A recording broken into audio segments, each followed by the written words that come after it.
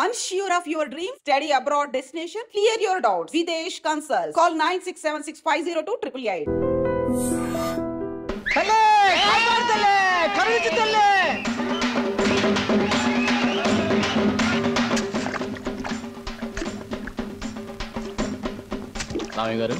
రామయ్య గారు ఏటి బాబు కట్టపడడం జాతర దగ్గరికి వెళ్ళకుండా మీరు వెళ్ళండి బాబు, ఈ పని నేను చూసుకుంటాను. జాతరలు అవి దేవుడికి సంబంధించిన వారం రా, ఇది మన తిండికి సంబంధించిన వారం. అయ్యగారి దగ్గర మాట వస్తుంది. అసలే గుంట నక్కల ఎదురు చూస్తున్నాడు నరసింహంగడు. సూర్లు మనం ఈ జాతరతో కూర్చుంటే సరిపోదురా. ఆ రామయ్య గారు మరీ మితిమీరిపోతున్నాడు. ఆడి సేను తడిసేదాకా మన శాలకి నీళ్లు వదలనంటాడా? ఏట ఉన్న గొడవేగా, అయినా పాలేరుగాడికి అని తలపిరిసేంటారు. ఇంకో విషయం, ఏట జమీందారు జాతర రోజు ఊరు వస్తాడు, పొలం చూస్తానికి వెళ్తాడుగా, అక్కడేమో చూపు చూసుకుంటే పోలే. సమయానికి గుర్తు చేసేవరా రాని. ఊరంతా జాతర గొడవలో ఉంటది. ఏదో రకంగా గొడవ పెట్టుకుని వాళ్ళిద్దరిని లేపేయాలి. పదండి.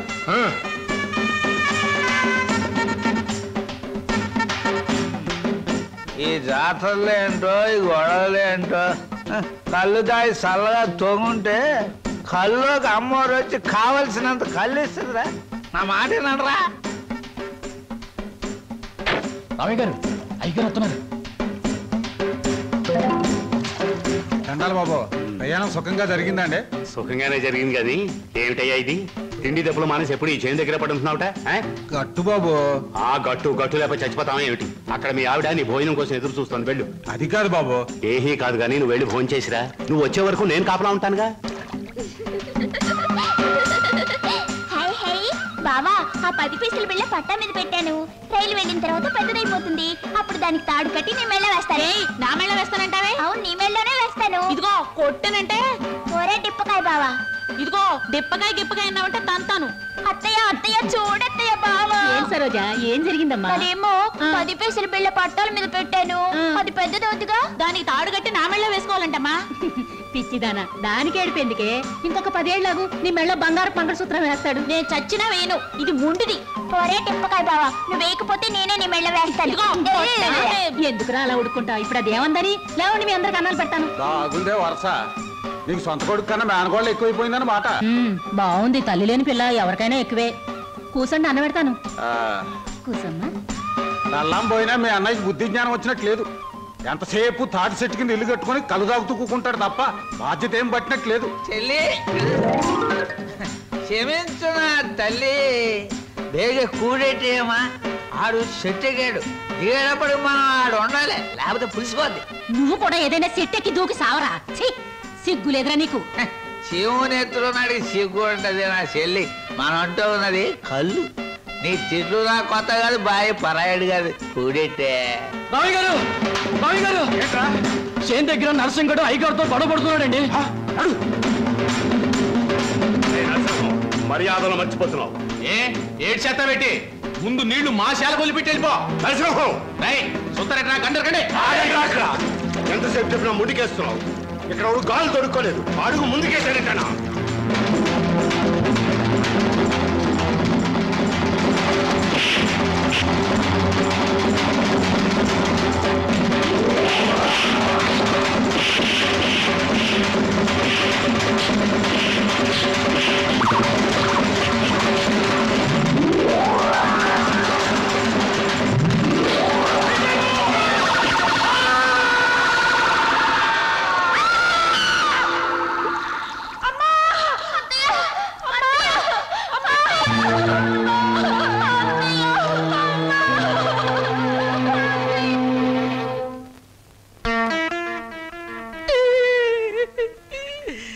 భగవంతుడు నాకు చాలా అన్యాయం చేశాడు బాబు గారు.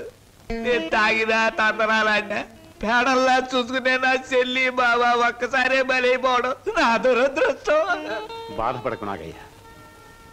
మీ బాబా చెల్లెలు చేసిన త్యాగానికి ఏమిచ్చినా రుణం తీరదు. ఇదిగో ఈ డబ్బు నీ దగ్గర ఉంచు. వద్దు బాబు వద్దు, ఈ డబ్బు నా రేడి చేసుకోదు. ఇది నా చెల్లి తీసుకొస్తుందా, బావని తీసుకొస్తుందా, ఆ పిల్లలకి తల్లిదండ్రులు తీసుకొస్తుందా? వద్దు బాబు వద్దు. కాదనకు నాగయ్య, నా మనశ్శాంతి కోసమైనా తీసుకో.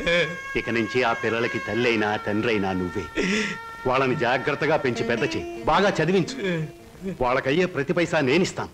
నీకెప్పుడు ఏ అవసరమైనా నా దగ్గర రా. కింద ఈ డబ్బుంచు. వాళ్ళ బాధ నాకు దిగిపోతే చాలరా. ఆకి కమతాలు గవతాలు నచ్చావు. వాళ్ళ కూలిస్తావో కూడెట్టకుండా మాడి చంపుతావో నీ ఇష్టం. నెల నీ కాడికి వచ్చి కూలి డబ్బులు వసూలు చేసుకోవడానికి నాకు వడ్డీ కూడా గిట్టుబాటు కాదు. మొత్తానికి ఇంత రేటుని కట్టేసి నాకు ఇచ్చి వాళ్ళిద్దరిని తోలుపో. అంటే వాళ్ళు పూర్తిగా అమ్మకానికి ఎట్టేసినట్టేనా? నువ్వు సచ్చినంత తొట్టు. అయితే సరే, మొత్తం 4000 అందాక ఉంచు. పొద్దున్నే వచ్చినప్పుడు మిగతాది ఇచ్చి వాళ్ళిద్దరిని ఎట్టుకెళ్ళిపోతాను. ఏమిటి సరోజ? మా నాన్న మీ ఇద్దరిని ఎవరికో అమ్మేస్తున్నాడు. నాకేదో భయంగా ఉంది బావా. అయితే ఇప్పుడు ఎలా? మేము పారిపోతాం చెల్లి, మనం పారిపోదాం. ఎక్కడికి రా పారిపోతాం అంటున్నారా? కాలు బయట పెడితే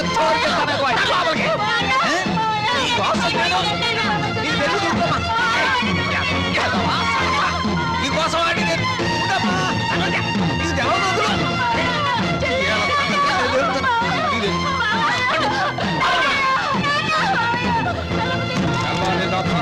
నీళ్ళు లేక ఇక్కడే మాడి సావండి. ఎందుకమ్మా, ఎందుకురా నాన్న ఏడుతున్నారు?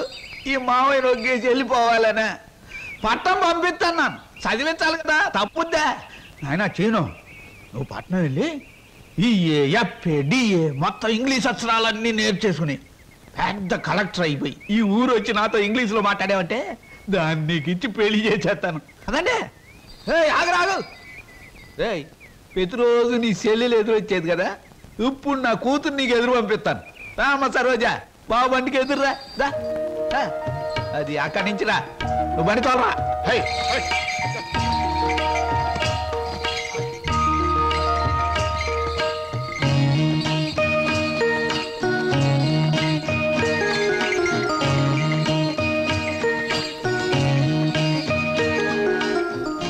అమ్మా తల్లి, నువ్వు లోనకెళ్ళి గట్టిగా తలుపేసుకో. లోన డబ్బుంది, నేను కలుపాకెళ్ళి వస్తాను. వచ్చేటప్పుడు నీకు చక్రాలు జంతికలు తెచ్చి పెడతానే.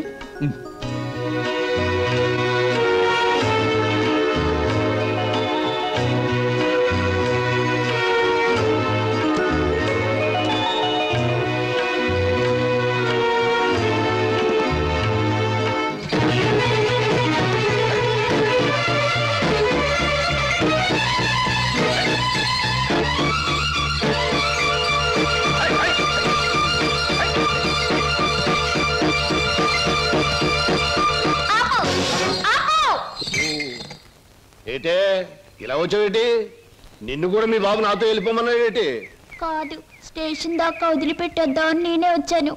ఆహా, అలాగా? అయితే రా మరి, రా వచ్చి బండి.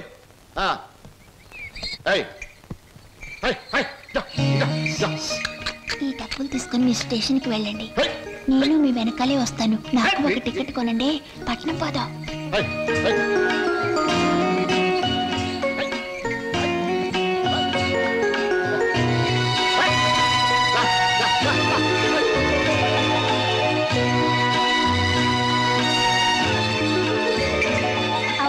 పట్నంలో వాళ్ళు పారిపోతే ఏం చేస్తావు? ఏం చేస్తానా? ఆహా, ఎవరాలది?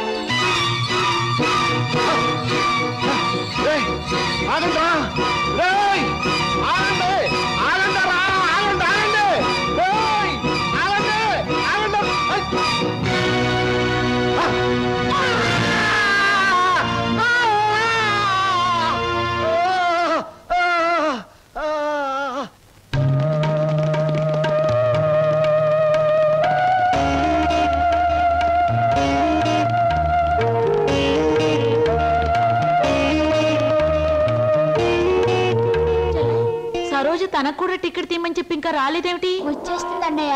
అయ్యో, రైలు వచ్చేస్తుంది, ఇప్పుడు ఎలాగా?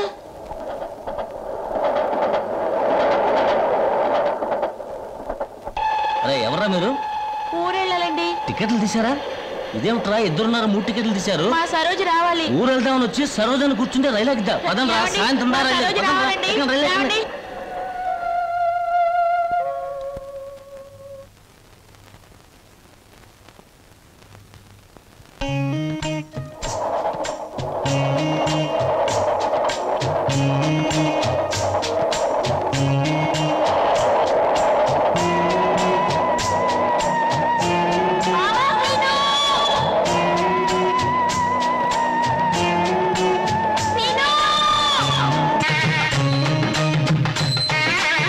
గణేశ గజముఖ వదన శరణు గణేశ గౌరీ పుత్ర శరణు గణేశ విఘ్న వినాయక శరణు గణేశ.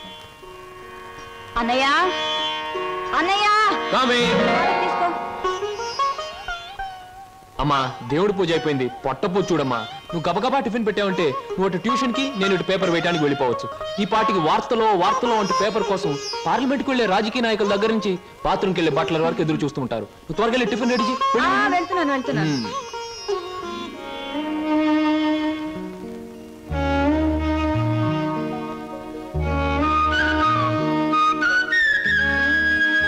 చెల్లాయ్, మన కోసం సరోజు ఒంటరిగా ఆగిపోయింది.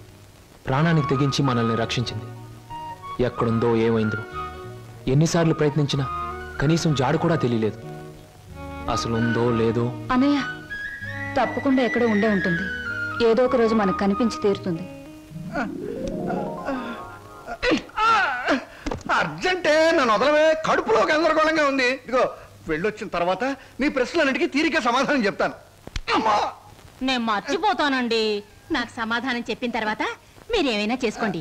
ఎన్టీ రామారావు నటించిన మొదటి చిత్రమేది, రంగుల చిత్రమేది, రాజుగా నటించిన చిత్రమేది, పేదగా నటించిన చిత్రమేది, దొంగగా నటించిన చిత్రమేది, విలన్ గా నటించిన చిత్రమేది, ఏ చిత్రం ఎన్ని రోజులు ఆడింది, అందులో ఫెయిల్యూర్స్ ఎన్ని, సక్సెస్ ఎన్ని చెప్పకండి చూద్దాం. కింద జన్మలో నువ్వు గానుగై ఉంటావే, నేను ఎద్దై ఉంటాను. అప్పుడు నేను ఆడించాను, ఇప్పుడు నువ్వు నన్ను జాడిస్తున్నావు. ఎన్టీ రామారావు నటించిన మొదటి జ్యువెల్ జోల్ సినిమా నేను ఎక్కడ కొడితే బుద్ధి వస్తుందా అని ఆలోచిస్తున్నానే. వస్తున్నా బాబు. ఏమయ్యా, నువ్వు పోస్ట్ మ్యాన్ కదా, పోర్టల్ ఉద్యోగం ఎప్పుడు మొదలెట్టావు? ఏంటండి ఏమి తెల్లంటే అడుగుతారో? మీ ఆవిడ రాసి పంపించిన పాటలు తిరిగి వచ్చేసాయి. ఆహా, అయితే ఈ నెల కూడా పొయ్యిలోకి పుల్లలు కొనక్కర్లేదన్నమాట. మీ ఆవిడ గారి చేత పాటలు రాయటం అన్నా మానిపించండి, లేకపోతే ఆవిడ గారి కోసం ఒక కొత్త వారపత్రిక పెట్టండి. లేకపోతే దేశంలో తెల్లకైతే కరువు వచ్చి పడిపోద్దని. మరి ఎవరండి వచ్చింది? అమ్మో, ఏమిటండి ఇవన్నీ నీ రచనలే. వీటి తాకిడికి ప్రపంచం అంతా తట్టుకోలేకపోతుంది. కొన్నాళ్ళకి ఊరంతా ఖాళీ చేసి పోయేటట్టున్నారు. ఊరు అంటే జ్ఞాపకం వచ్చింది. 1952లో సొంత ఊరు అనే సినిమా వచ్చింది కదా. ఎన్ని సెంటర్స్ లో 50 రోజులు ఆడింది. ఆ చిత్రంలో హీరో ఎవరు, హీరోయిన్ ఎవరు, డైరెక్టర్ ఎవరు? కింద జనంలో నువ్వు పిడకై ఉంటావే, నేను పోయే ఉంటాను. అప్పుడు నిన్ను కాల్చాను, ఇప్పుడు నన్ను కాల్చు తింటున్నావు. ఏంటండి? ఇటు కాదు, ఇటు పోతాను. మళ్ళీ ఏమిటో. ఏమిటి పిన్ని, ఏమిటి గొడవ? లేదురా, ఈ మధ్య ఎవరికి సినిమా పరిజ్ఞానమే ఉండటం లేదు. అదే నాకు చాలా బాధగా ఉంది. ఇదిగో లోపలికి వెళ్ళటానికి వీల్లేదు. ఇక్కడే పడి ఉంటానే. నాగయ్య గారు హీరోగా ఉన్నప్పుడు మా అమ్మ, రామారావు గారు హీరోగా ఉన్నప్పుడు మా అమ్మ ఎన్నో తెలుగు చలనచిత్ర పాఠ్యగ్రంథాలు రాశారు. నేను ఇప్పుడు ఒకటి అలాంటిదే రాద్దాం అనుకుంటున్నాను. ఎవరు పట్టించుకోవటం లేదురా. పిన్ని, నువ్వు ఎవరిని ఏం అడగకూడదు. అడిగితే నీకు తెలిసిన విషయాలు వాళ్ళు ముందే తెలుసుకొని నీకంటే ముందే వాళ్ళు బుక్ రాసేస్తారు. అందుకని నీలోనే ఉంచుకో. నీకు ఒకటి తెలుసా, నీ బుక్ కవర్ పేజ్ బొమ్మ బాపు గారి చేత వేస్తున్నాను. ఫ్రంట్ పేజ్ ఏమిటో తెలుసా? ఏమిటి? రమ్ పమ్. చాలా బాగుందిరా. బ్యాక్ పేజ్ మీద సుత్తి కూడా వేయించు, రాంగ్ ముదిరిపోతుంది. మీరు ఊరుకోండి. నా బాబే, నువ్వు ఒక్కడవేరా నన్ను అర్థం చేసుకున్న వాడివి. ఇంకెప్పుడు ఎవరిని ఏమి అడగను, మిమ్మల్ని తప్ప. ఒరే, అంతా బాగానే మేనేజ్ చేసావురా, కానీ నన్ను మాత్రం బతికించలేకపోయావు. మీ పిన్ని. బాబాయ్, పిన్ని ముందు నువ్వేమన్నాను, పిన్ని వెళ్ళాకన్నావా? నేను ఊరుకోను. ఓహో, నువ్వు దాని పార్టీ. అవును, పిన్నంటే ఎవరనుకున్నావు? మా అమ్మ. ఒరే, ఇది ఏనాటి బంధమోరా? 15 సంవత్సరాల క్రితం మీరెవరో మేమెవరో అనుకోకుండా నాకు దొరికారు. ఈ 15 సంవత్సరాల్లో మేము మీకే ఆప్యాతలు కురిపించామో తెలియదు, కానీ మీరు మా కన్నబిడ్డల కంటే ఎక్కువైపోయారా? అది మా అదృష్టం బాబాయ్. నువ్వు లేకపోతే మేమేమైపోదు. చూడమ్మా, రిటైర్డ్ స్టేషన్ మాస్టర్ గా చెప్తున్నాను, పచ్చ జెండాకి పరిగెత్తే రైలుకి బంధుతో ఉండక్కర్లేదురా. పచ్చ జెండా ఊగిందంటే రైలు పరిగెత్తి తీరాలే, దాని డ్యూటీ. రైలు పరిగెత్తే ముందు పచ్చ జెండా ఊగాలి, దాని బాధ్యత. మన బంధుత్వాలు కూడా అంతేరా. అయ్యో, టైం అయింది బాబాయ్. నువ్వు ముందు సరిగ్గా నిలబడు, ఇప్పుడు బయలు. ఓకే, నువ్వు రా.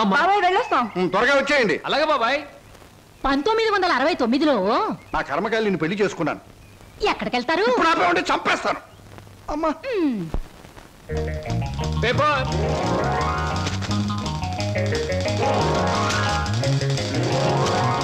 పంతులు గారు, పేపరు. అమ్మయ్యా.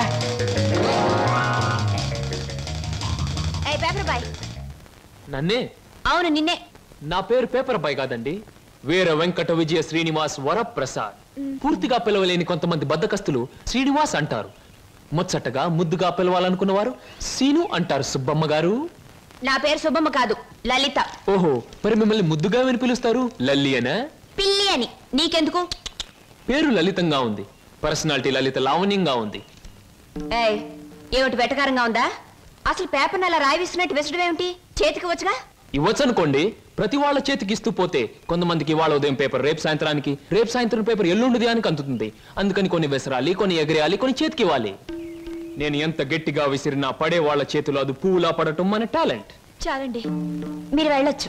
చూడండి, ఆ పేపర్లో పేజ్ నంబర్ 4 కాలం నంబర్ 3లో ఆడవాళ్ళకు పనికొచ్చే ఉద్యోగాల ప్రకటన ఉంది. నేను ఉద్యోగం కోసం ప్రయత్నిస్తున్నట్టు ఇతనికి ఎలా తెలుసు? ఏమే మరదలా, ఆ పేపరు నీకు ముందే తెలుసా? ఏంటే రోడ్డు మీద పరాయివాడితో పరాసుకెళ్ళటే చెప్పా.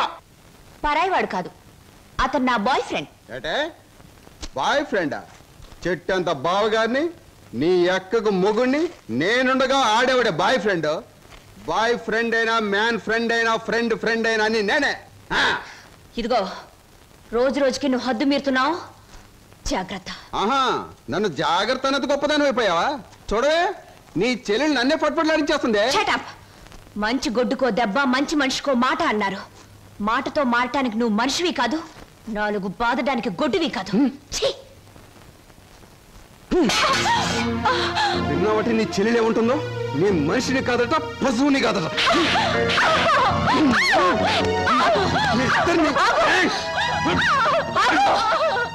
అక్కడెందుకలా కొడుతున్నావు? ముద్దుల మరదలు కొడితే నలిగిపోద్దని. మళ్ళేనో నేను మనిషిని కాదు, పశువుని కాదా? నేను బ్రతిమాలుతున్నాను, అక్కడేం చేయకు. చిచి, నువ్వు ఇతన్ని బ్రతిమలాడటం కంటే నేను తన్నులు తినటమేనయ్యో. ఈ దుర్మార్గుడికి ఇది అలవాటేగా. ఊరుకోక. ఓసస్, మీ అక్కా చెల్లెల పరామర్శ చాలుగానే మీ ఇద్దరితో వాదించి నా వాళ్ళు చీదర కొట్టింది. స్నానానికి నీళ్ళు పెట్టండి. ఊరుకోక. ఇది రోజు ఉండే బాగోతమే కదమ్మా. ఎలాగో ఇన్నాళ్ళు హాస్టల్లో ఉండి చదువుకున్నావు. ఉద్యోగం దొరికే వరకు కూడా ఆ హాస్టల్లోనే ఉన్నా బాగుండేది. సరే, తొందరగా బయలుదేరు, నీకు ఇంటర్వ్యూకి టైం అవుతుంది.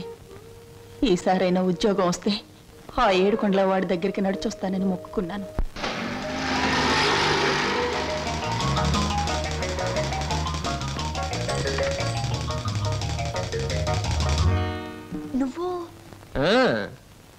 నువ్వు పేపర్ బాయ్ కదూ, మరి ఆటో? ఏమిటండి అలా ఆశ్చర్యపోతారు? చూడండి, జీవితం గడియారం లాంటిది. 1 నుంచి 12 వరకు నడిచే ముళ్ళు ఒక్కో చోట ఒక టైం నుంచి పెడతాయి. అలాగే నేను గడియారంలో ముళ్ళు లాంటి వాడిని. జీవితంతో పోటీ పడి తిరుగుతూనే ఉంటాను, గెలుస్తూనే ఉంటాను. పదండి పదండి. నువ్వెక్కడికి? ఎక్స్క్యూజ్ మీ, నేను ఇంటర్వ్యూకేనండి. నువ్వు ఇంటర్వ్యూకా? నేను బిఏ పాస్ అయినండి. ఆశ్చర్యపోకండి, ఇంటర్వ్యూ అయ్యాక తీరిగ్గా కూర్చొని ఏ కూల్ డ్రింక్ తాగుతూ ఆశ్చర్యపోతారు కానీ. Okay, yes, sit down. మీ అందరికీ ఒకే ఒక ప్రశ్న వేస్తాను, దానికి మీరు సమాధానం చెప్పాలి. నాకు నచ్చిన సమాధానం చెప్పిన వాళ్ళకి అపాయింట్మెంట్ ఆర్డర్ వస్తుంది. ఓకే? Okay okay sir. ఏమనుకుంటావమ్మా? ఏమున్నాయి? తట్టలుగా బేల్పూరి, థాయ్పూరి, సేవ్పూరి, పాన్పూరి ఉండాది. గిన్నెలుగా ఇడ్లీ దోశ ఉండాది. ఆంకలుగా పెసరట్టు ఉండాది. డ్రమ్ములుగా కాంపి టీ ఉండాది. బకెట్లుగా సాంబార్ ఉండాది. చేతులు వేస్తామా కాలు కొంటది, నోట్లో వేస్తామా చల్లగా ఉంటది, కడుపులో వేస్తామా అడుక్కుంటది. ఏమడుకుంటా అడుకోమా, లోపల ప్లేట్ కడుకోవాలా? రే నోరు మీద. వీడు మద్రాస్కి ఆంధ్రాకి మధ్య బార్డర్లో పుట్టాడండి. అందుకే వీడి భాష అటు ఇటు కాకుండా అయిపోయింది. ఈ టైంలో వీరికి కావాల్సింది కూల్ డ్రింక్. నా డ్యూటీ అయిపోయింది, నాకు కూడా కూల్ డ్రింక్ పట్టుకురా పో. కస్టమర్స్ కి ఎప్పుడు ఏం కావాలో ఎలా కావాలో తెలుసుకుని అడగకుండానే సర్వ్ చేయడం కూడా మన ఎక్స్ట్రా టాలెంట్. వేడెక్కి నేను నిరుద్యోగులు కావాల్సింది కూల్ డ్రింక్. తీసుకోండి. మీరు గడియారం? ఏమిటండి నువ్వులో నుంచి మీరులోకి జంప్ చేశారు? నా గడియారంలో ఈ ముళ్ళు ఇక్కడ సర్వర్ గా పార్ట్ టైం జాబ్. చెప్పండి. ఏం చెప్పమంటారు? పోనీ నన్ను చెప్పమంటారా? చెప్పండి. మీకు అక్కగారు ఉన్నారు, చాలా మంచివారు. మీకు బావగారు ఉన్నారు, చాలా మంచివారు కారు. మీరు చదువు పూర్తి చేసుకుని ఉద్యోగం కోసం కాళ్ళు అడిగేలా తిరుగుతున్నారు. am I right? ఎవరో చెప్పకుండా మీకు ఇన్ని వివరాలు ఎలా తెలుస్తాయండి? తెలుసుకోవాలనుకున్న విషయం తెలుసుకోవాలనుకున్న టైంకి కరెక్ట్ గా తెలుసుకోవడం మన టాలెంట్. మీకు ఉద్యోగం కావాలి అంతేగా? అదేదో కూల్ డ్రింక్ ఇచ్చినంత సులువుగా చెప్తారేమిటి? అవునండి, నేను అబద్ధం చెప్పడం లేదు, నిజమే చెప్తున్నాను. ఎస్, మీరు నిజంగానే ఉద్యోగం చేయాలనుకుంటే ఇదిగో నా విజిటింగ్ కార్డ్. ఇదేమిటి? ఇది విజిటింగ్ కార్డా? విజిటింగ్ కార్డ్ ఎలా ఉన్నది అన్నది కాదు ప్రశ్న, అసలు అక్కడ ఉద్యోగం ఉన్నదా లేదా అన్నది ఆన్సర్. మీరు కరెక్ట్ గా 6 గంటలు అక్కడ రండి. If you want cool drink తీసుకోండి, బిల్ నేను పే చేస్తాను.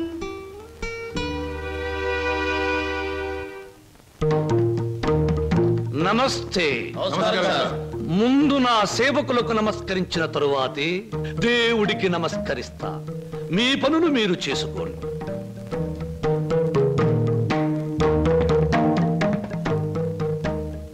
పరమేశ్వరా, నా ఈ 5 నక్షత్రాల హోటల్లో తింటున్నారు, తాగుతున్నారు, తిరుగుతూ ఉన్నారు, ఈతలు కొడుతున్నారు, గెంతుతూ ఉన్నారు. ఇది నా తప్పు కాదు. మనిషి కర్మకి, మానవ నాగరికతకి, నా వ్యాపారానికి సంబంధించింది. మనిషి పెరుగుతున్నాడు, మాట పెరుగుతుంది, కోరికలు పెరుగుతున్నాయి, సోకులు పెరుగుతున్నాయి. పెళ్లి కాకుండానే అమ్మాయిలకు డోకులు పెరుగుతున్నాయి.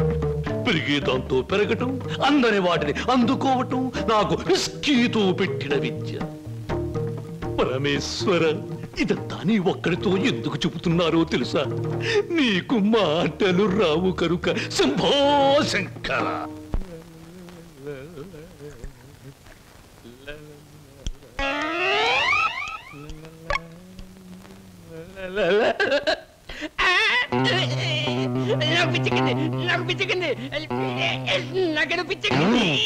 Good morning sir.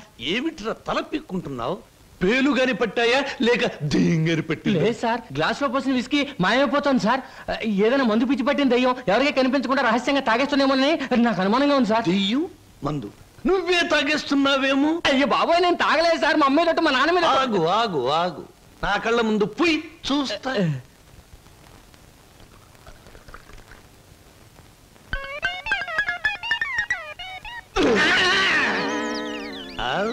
నాకు తెలుసురా నువ్వని.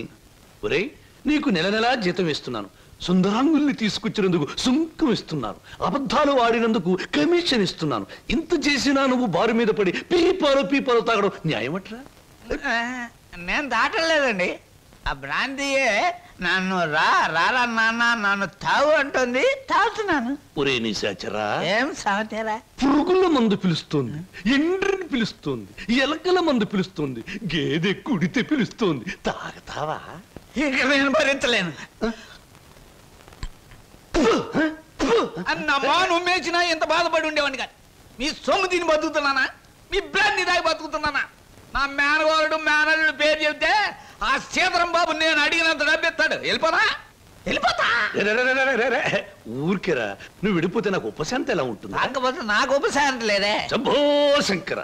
ఒరే నిశాచరా, ఏమి సమాచారం? నీ ఇష్టం వచ్చినంత తాగుతూ ఉండరా. మహాప్రసాద్. Hi, welcome welcome. ఏమిటి ఈ డాన్సులు గెంతులను చూస్తున్నారా? మేమంతా సరదా కోసం ఈ డాన్స్ చేయట్లేదండి.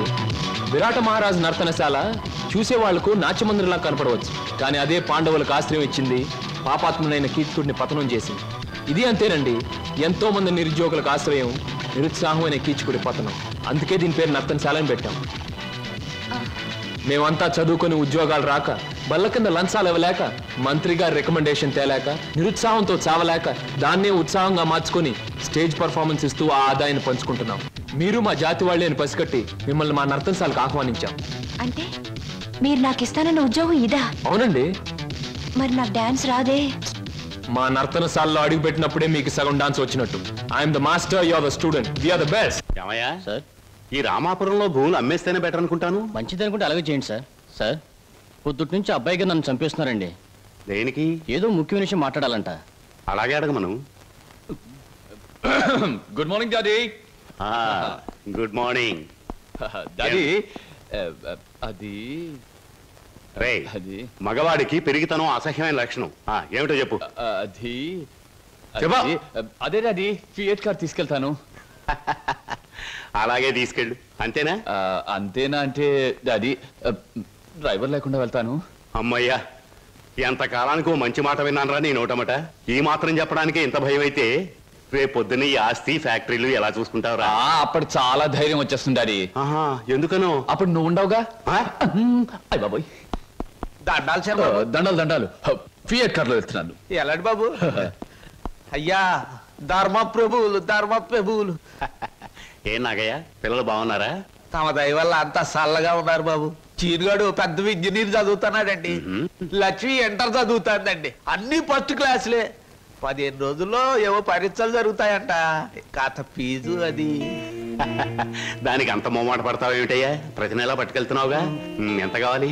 అవును 1747 అండి. దారి ఖర్చులు తమదయ్యా. ఓ 2000 రూపాయలు ఇచ్చి పంపు. అయ్యా మీది మనసు కాదండి ఎన్నపోస. మీరు లేకపోతే ఆ పిల్లలు రోడ్లు అమ్మట అడుక్కు తినేవాళ్ళు. అది సరేగా నాగయ్య, ఇన్నేళ్ళైనా పిల్లల యోగక్షేమాలైతే నాకు చెబుతున్నావు గాని వాళ్ళని ఒక్కసారి కూడా చూపించలేదు. పిల్లల్ని ఒకసారి చూడాలనుంది. చూపిస్తానయ్యా, తప్పకుండా చూపిస్తాను. తమరు గర్వపడేలాగా చూపిస్తాను. ఈ చల్లన్నీళ్ళలో పెరిగిన 2 మొక్కలు సెటిల్ అయిన వెంటనే, అంటే వాళ్ళ చదువు పూర్తయిన వెంటనే మీకు చూపిస్తానయ్యా.